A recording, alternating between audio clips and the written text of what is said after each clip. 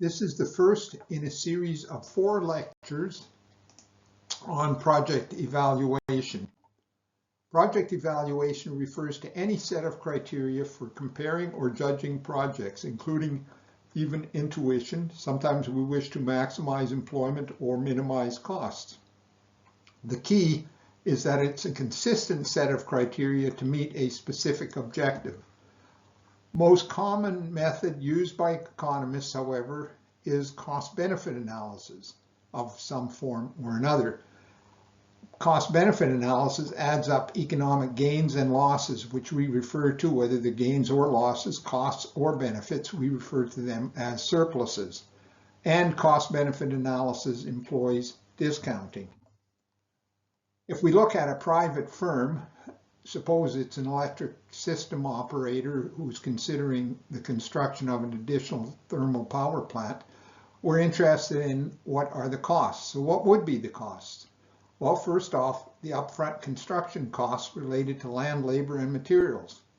Then the annual operating, maintenance, and routine replacement costs, which are referred to as the OM&R costs for operating, maintenance, and replacement costs.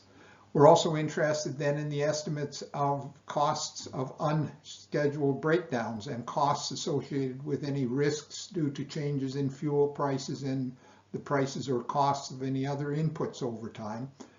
We're interested in the cost of meeting environmental regulations. And of course, the firm would be interested in knowing the costs related to the eventual mothballing of the facility. Now, if we look at the assumptions of net present value from the perspective of a firm, then we can look at these assumptions. The firm's interest rate must be given, usually the market rate. Capital is always readily available. So in other words, we assume that capital is always readily available to the firm. The interest rate for borrowing is the same as that for lending. Cash flow projections include all relevant costs, benefits, and taxes. Projects are mutually exclusive, and where 1 or 2 projects are not, they could be considered as a bundle or a combination of projects, and these would be considered as a separate option. Given these assumptions, net present value would be given by R, which is the revenue in period T. So for example, R in period 3 minus the cost in period 3 divided by 1 plus R to the power T, which would be period 3. So 3 periods, 3 years from now, we discount the difference between the revenues and the costs to the present time. And the present time is considered to be T equals 0. And we have this big T, which is the length of the project. We can summarize this same information using the benefit cost ratio. This is the ratio of the discounted total revenues from a project divided by the total discounted costs. So instead of having P minus the present value of revenues minus the present value of costs being equal to the net present value, we take the ratio and it must be greater than or equal to 1. And that is exactly the same criteria that we would have when we set net present value greater than or equal to 0. Another criterion that one might employ in the private sector is that the payback period. So costs are incurred before revenues are realized. For example, during the construction phase, a firm incurs costs only. That is, the costs are front-loaded. Revenues accrue after construction is complete.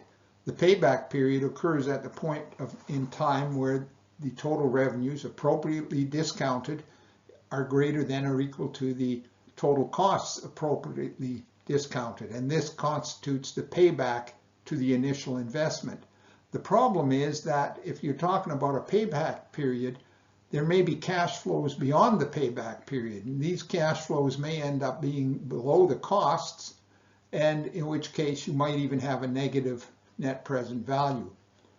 Nonetheless, the payback period remains a useful indicator for firms that are unsure about future cash flows and their position in the market, And these firms tend to then prefer projects with a shorter payback period. A third criteria is fourth rather, is the internal rate of return, which occurs when discounted revenues equal discounted costs. To do this, to figure out what the internal rate of return is, we set the net present value equal to 0 and solve for the interest rate or the discount rate R, assuming R is constant over time. We prefer the project with the largest internal rate of return, subject to the proviso that that internal rate of return is greater than the rate of interest or the discount rate that one can earn in the private sector, so greater than the opportunity cost rate. The use of the internal rate of return criterion must be with caution. For complex cash flows, there exists more than one internal rate of return for a single project. Think of 3 years of time, then you possibly could be solving an equation that has a power of 3 in it, depending, of course, on the assumption of how much is returned in each year. The internal rate of return approach assumes the project can borrow and lend at the same interest rate, the same internal rate of return, so that it assumes excess funds are generated by the project and can be invested externally at the internal rate of return, which is not always the case. Thus, a modified internal rate of return may be more appropriate. The modified internal rate of return is the average annual rate of return that will be earned on an investment if the cash flows are reinvested at the firm's cost of capital. The modified internal rate of return more accurately reflects profitability of an investment than does the internal rate of return criterion. To determine it, we solve the following equation, where K0 is the capital investment. So in other words, it's effectively calculated at the current time, multiplied by 1 plus the modified internal rate of return to the power T, where T is the length of the project's lifespan, and that is set equal to the future value of the cash flow, FV cash flow, which is the value of the cash flow compounded to time T using the interest rate that reflects the firm's cost of capital. We, as economists, are more interested in society's perspective. We're interested in cost-benefit analysis. One method of evaluating public investments in projects, so where the government invests in some kind of a project, like the construction of a harbor for small craft, or we're interested in finding out something about or evaluating a particular government policy, such as a healthcare policy or something along those lines, then we use cost-benefit analysis. Cost-benefit analysis is only one means, however, for evaluating public projects or government programs, but it's an important one. A key to cost-benefit analysis is the measurement of these social surpluses. Measurement is based on economic theory. There are, it says here 3, but there are really 4 key measures of surplus which constitute either a cost or a benefit. We're going to look at these 4 measures of surplus. First is the consumer surplus, total willingness to pay for a good or service minus what is actually paid. The total willingness to pay is the area under the demand curve up to the amount consumed. Because it's a total, that means that the demand curve is really a willingness to pay function, a marginal willingness to pay. CS, which we use to denote consumer surplus, is the area under the demand function but above price.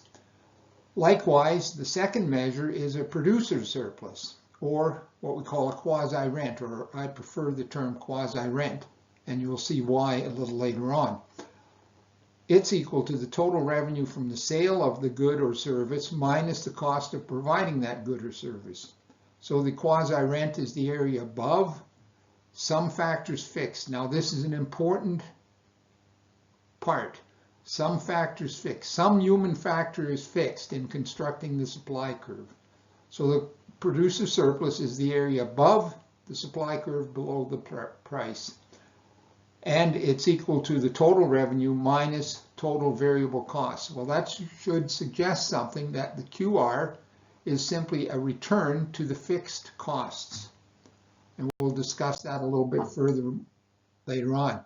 So P times Q, the dark area here, the dark lines rather, this rectangle, this is the amount that the consumer pays for the particular good.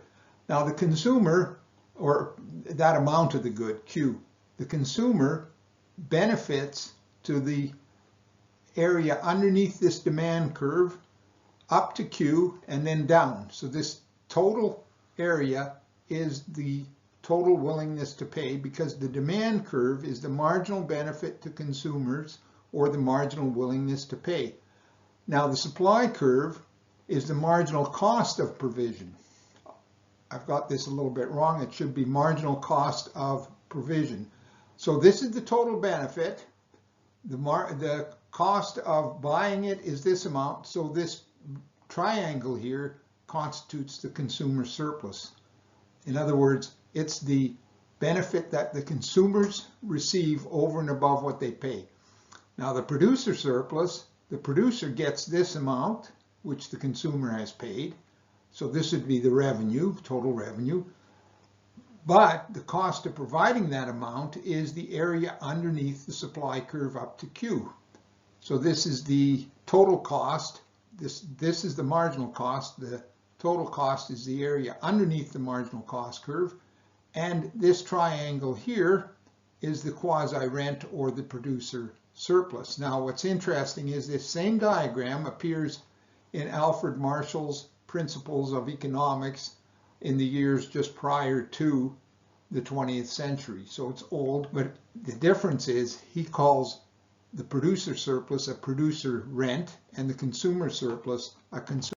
We now show why welfare, or the sum of the surpluses, meaning the sum of the benefits minus the costs, is optimized at equilibrium E, where the supply and the demand curve intersect, where we consider a perfectly competitive market to end up at P star and Q star, the price and quantity combination where the market clears.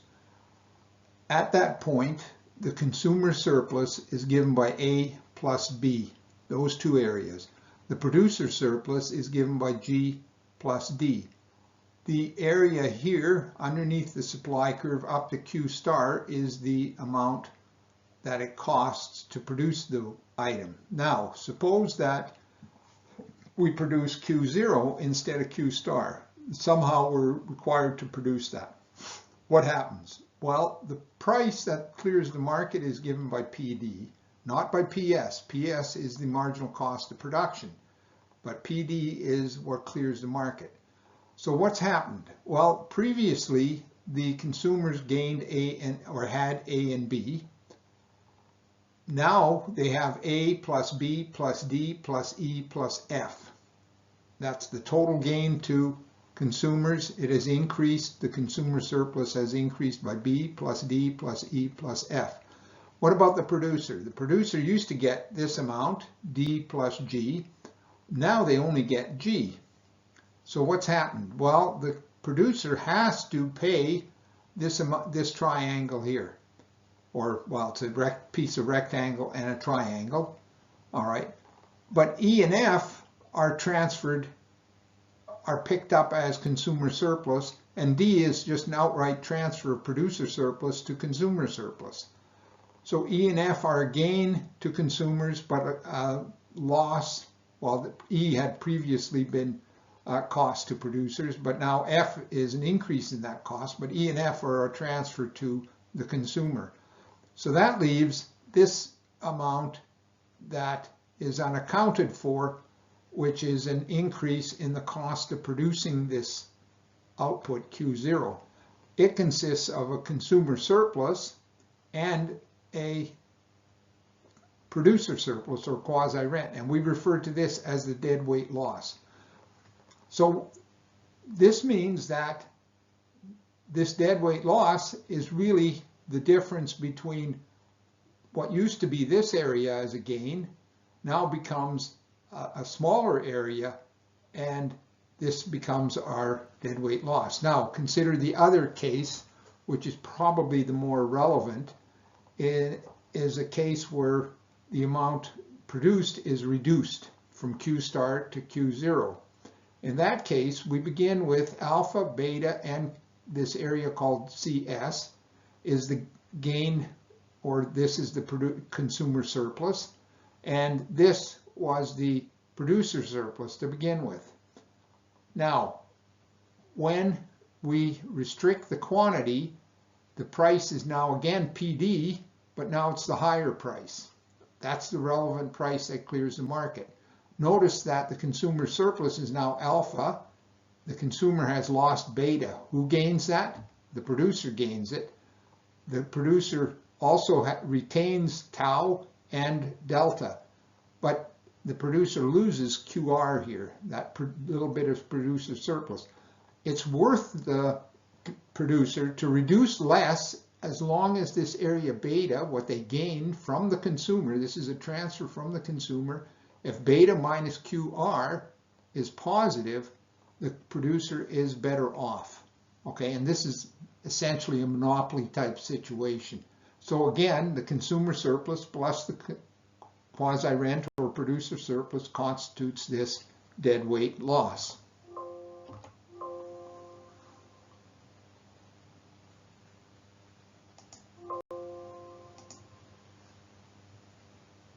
Let's continue looking at the remaining measures of surplus. The resource rent, which constitutes a differential, or sometimes called Ricardian rent, plus a scarcity rent. The differential rent is the area above the, now notice here, all factors variable supply curve. By all factors variable, we mean that there are no human factors that are fixed. So it's the area above the supply curve and below the marginal cost of producing the last or the marginal unit. The scarcity rent is due to resource scarcity and is the area below market price and above this marginal cost of producing the last unit. We'll see that in a diagram momentarily. The fourth measure are the indirect benefits or costs. These are often confused with the exception of something I've related to externalities. So the costs or benefits in a related or affected market, such as, let's say, the price of one good goes up, what happens to the price of, or the demand function for other goods and services? Well, it depends on whether they're complements, in which case if the price goes up of the good in question, the complement, the price goes up as well. If the price goes down, the complement, the price goes down. Rather, it's not the price that's changing, but rather the demand function shifts. So if the price of a good goes up, the shift in the demand function for the complements goes inward. If the price goes down, the demand function for the complement shifts out. And the opposite is true if we have a substitute. If the price of one good goes up, then the demand for the substitute goes up as well. However, when we look at these complementary markets, the complements and the substitutes, the only time when we have something to measure is when the price exceeds the marginal cost. If supply and demand still intersect in those markets, there's nothing to measure. There are things to measure when we're talking about externalities. In other words, markets that are incomplete and often do not have prices associated with them. It requires non-market valuation methods in order to determine that, and there was a video regarding non-market valuation in our video pack. The reason is, suppose we look at cigarettes and suppose that a restriction is put on cigarette production, the price of cigarettes will go up. What happens in the market for pollution, air pollution? Well, the market for air pollution gets better, and there's a benefit to measuring that. So let's consider rent in a bit more detail as a welfare measure. Rent is a different concept from quasi-rent, from producer surplus. Quasi-rent is the surplus to human-created fixed factors of production, a surplus resulting from investment. If you try to tax quasi-rent, then in the long term, you're doing damage to investment opportunities. Rent refers to the surplus accruing to non-human factors of production, land and other natural resources, and hence it's called resource rent. Two types of resource rent: differential rent or Ricardian rent, scarcity rent that results because land or natural resource is scarce. Scarcity rent can sometimes be created by humans simply by restricting access of one form or another.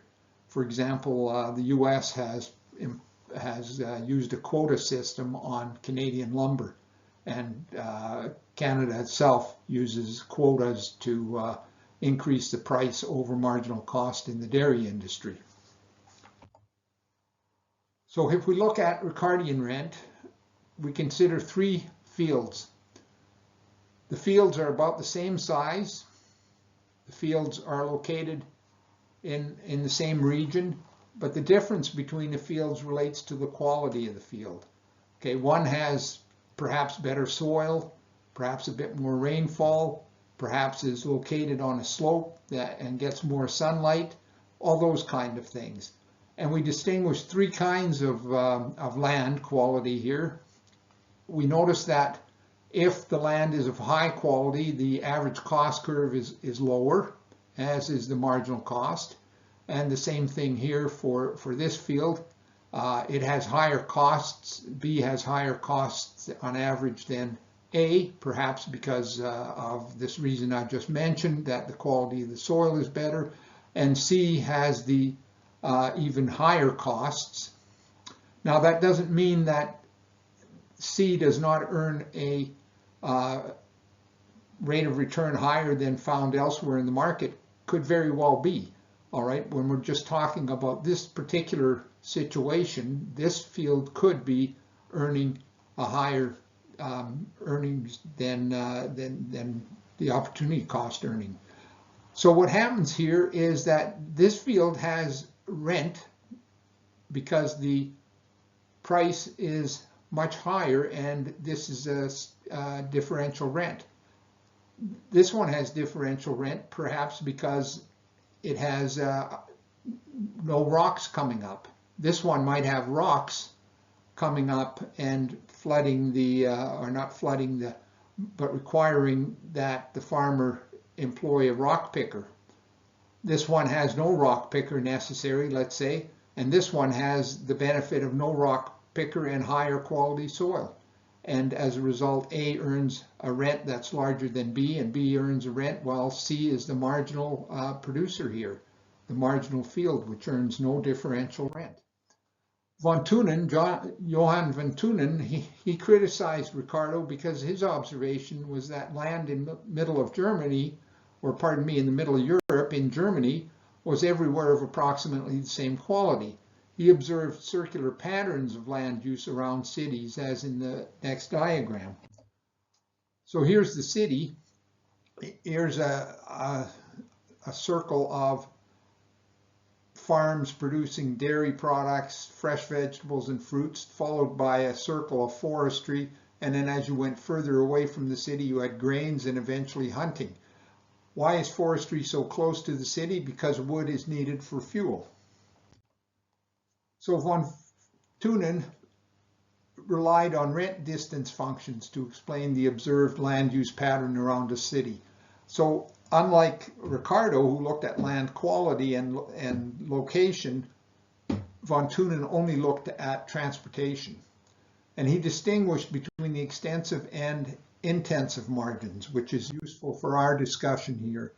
So a rent distance function is given by, if you're at the market, you earn a rent RA, and as you move away, as your farm is further and further away from the market, the transportation costs eat away at this rent, and eventually you don't gain any rent. The transportation costs are so high you don't gain any rent, and eventually you can't, you wouldn't produce that particular product at any distance greater than that indicated here at the extensive margin. There the differential rent is 0. All you're earning is your normal rate of return, and if you go further away, that normal rate of return even disappears and could even become negative.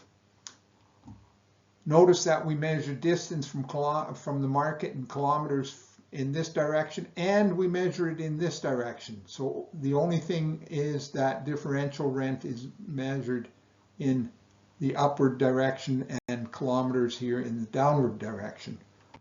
Now, it's unlikely that the rent distance function for A is going to be existing all the time. There exists another land use, RB, which has a lower rent at market, but a less steep slope for the transportation. Think of it. You've got dairy products that as you transport them further and further, the milk becomes sour. As you get further out until the extensive margin, it becomes you can't produce at all. Here we switch to forestry because at this point the rent to farm in forestry is equal to that of a dairy farm, let's say. So the rent at A for land use A is the same as for B. After that, B has a higher rent than A. So as you move further away from this point here, from this point up here, as you move in this direction, you want to put your land into use B and not into A. So it's possible for differential rent to be positive at the intensive margin.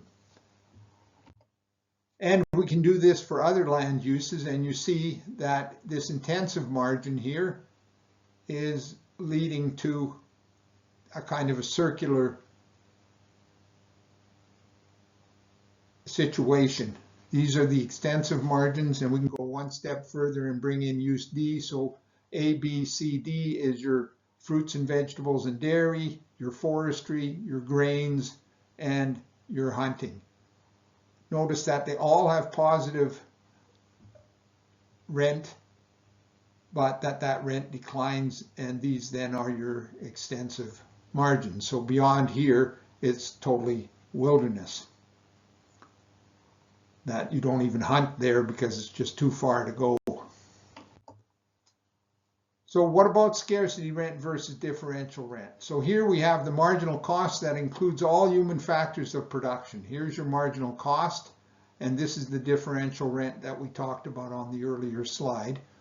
And this then, if the price is up here, you don't produce anything beyond Q0 because of this differential rent, the marginal cost right here, and then this is our scarcity rent. So no human created factors are fixed, all are variable, only the natural resource is fixed.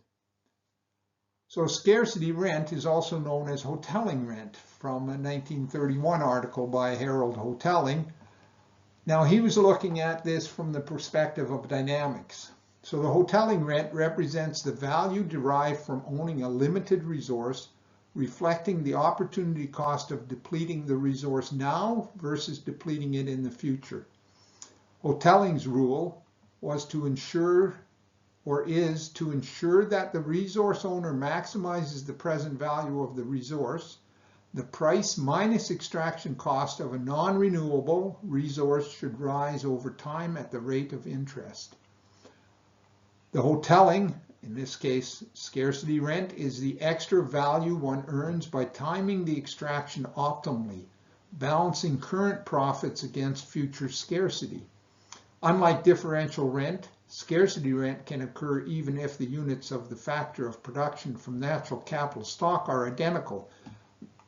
I'll notice again that all the fields are of identical quality with the same average and marginal cost curves in the case of the von Thunen situation.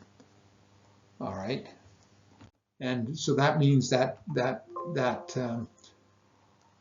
Even land at the margin earns perhaps a more than the normal rate of profit. Now we can summarize this by looking at the resource rent, which is the sum of the scarcity and differential rents. The scarcity rent is then the difference between the marginal revenue and marginal production cost that can only come about as a result of the natural or policy-induced scarcity of a resource. Ricardian or differential rent is the excess of the market value of non-marginal units of an in situ resources over current scarcity rent. All right. The important part is the implication for taxation. Taxation of scarcity and differential rents does not affect behavior of firms or resource suppliers, assuming the rent capture mechanism itself does not distort behavior. On the other hand, when we're talking about quasi-rent, and this is the reason I like to use the term quasi-rent over the term producer surplus, is that quasi-rent are returns that accrue to resources supplied out of human and human-created capital and which are not attributable to natural capital. Only for human factors of capital, or pardon me, human factors of production do they equal the difference between the total revenue and total variable cost. Taxation of these rents affects long-term efficient behavior of firms and resource suppliers. Finally, there's also the indirect benefits versus direct benefits. We've already talked about the indirect benefits associated with markets that are like environmental markets where we don't know what the prices are, but we also can calculate indirect benefits in complementary or substitutionary markets. Often there's confusion concerning indirect benefits. You've heard quite often that there's a multiplier effect that leads to these large increase in benefits of a project. For example, the marginal effect on employment exaggerates jobs that a project might provide. And the failure to account for opportunity costs of the funds is not used for many projects. So for example, if we consider the construction of a big stadium for playing soccer, let's say, or as Europeans call it, football, that cost is often borne by the municipality under the condition or under the argument that if they build such a thing, it will bring tourists and as a result, big number of jobs. However, what they fail to do is they fail to realize that those same costs, if returned or kept in the economy, might be used by the private sector, say, to build hotels or to build some kind of a facility that also draws tourists and brings money into the economy. And it's the failure to do that that accounts for these large multiplied effects. So consider the following formula that measures direct plus indirect project benefits affecting market 1 in terms of surplus areas. So this is the change in well-being, the change in these surplus areas. So we implement a policy that affects market 1, and we calculate the difference between the DQ and SQ, which of course, remember we saw that is the difference between the area under the demand curve minus the area under the supply curve, which gives us the sum of the consumer and the producer surpluses. So that's what this expression is, okay? Then the question is, what happens in these other markets for complements or substitutes? We have to add or subtract depending on which way that goes. If in the other markets that are affected, the supply and demand intersect so that there's no difference between the price and the marginal cost of production, then there's nothing to measure. It's only if the price exceeds marginal cost that we can measure something, and we multiply that difference by the change in quantity. That is a result of what we do in market 1. All right, so for example, if you have skis and ski boots and somehow the price of skis goes up and because of a government policy, then what happens is you lose welfare in this market and in this market, because if there's complements, skis and ski boots, that means that the demand will shift in when the price goes up. And if there's a price difference, we approximate that because we don't know how far down the demand curve we slide. We just approximate that by the difference between the price and the marginal cost times the change in the quantity of ski boots. So the integral here refers to direct benefits, and the area under the marginal benefit or demand function and above the marginal cost supply function is that direct benefit. To this we add resource rents, if any, but the second term is these indirect benefits. So here we have an example of a direct benefit. So the government policy leads to a shift in this supply function, and we then we compare this area, we take this, this area here, down here, and we subtract from it this area here. So the total benefit is that area.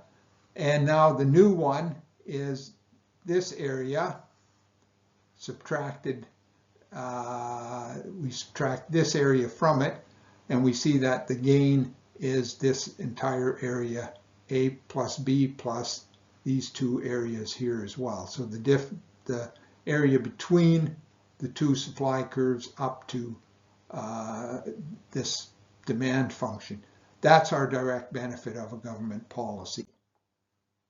So a change in the price of one good will affect demand functions in the other markets. If they're complements, demand shifts out if price falls, shifts in if it rises.